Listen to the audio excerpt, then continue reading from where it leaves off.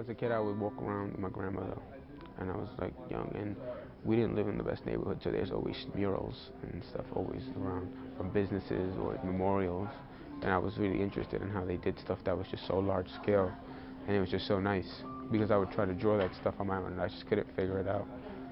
Eventually, I just started getting a crack at it myself, and I just thought like if someone else could do it, I could do it.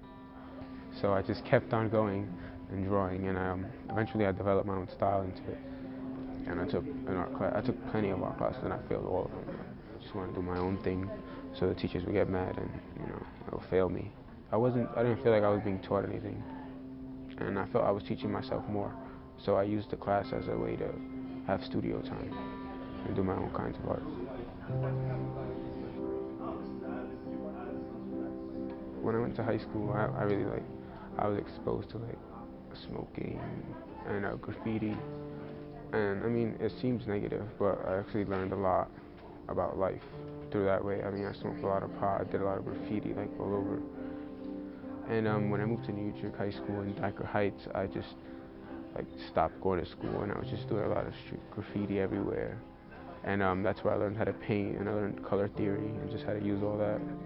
I'd get lost in tunnels and just catch tags. And I'm like, throughout all of that, I just started liking to paint more and being a little more creative in what I was doing.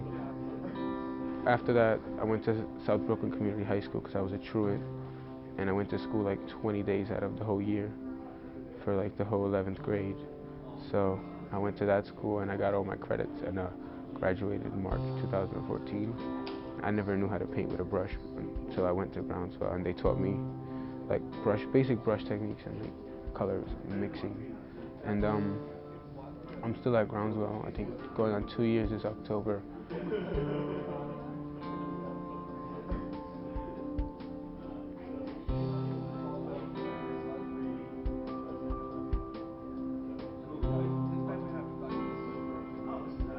Art is just like my message to everybody without even having to use my mouth. And I could just give a message to 1,000 people in one day just by them walking by and reading it. It's therapeutic to me. It's the way I can get a message to across to people. It's how I can express myself. I think it could just be everything of my life. And I think like my life revolves around art at this point. And it's like basically how I feed myself now. And it's became that. So I have to just keep maintaining and just always looking for new ideas.